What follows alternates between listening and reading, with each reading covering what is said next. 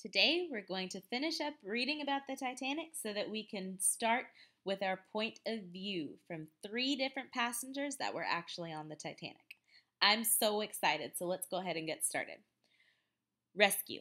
As hundreds of people entered the frigid waters with the ship, their cries for help were largely ignored by those in nearby lifeboats out of fear that the frantic victims might storm and topple over the lifeboats.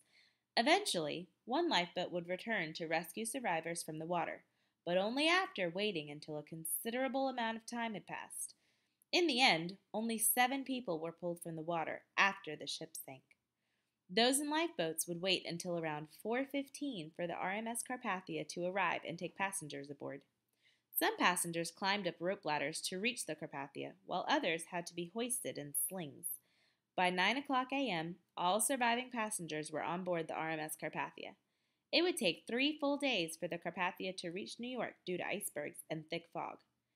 It was then that the public became aware of the depth of the Titanic tragedy. Aftermath. As the details of the Titanic's sinking were revealed, the public was outraged. Questions emerged. Why had the ship proceeded at full speed, despite the iceberg warnings? Why had the Titanic carried so few lifeboats? Why had J. Bruce Ismay rescued himself while women and children were still on board?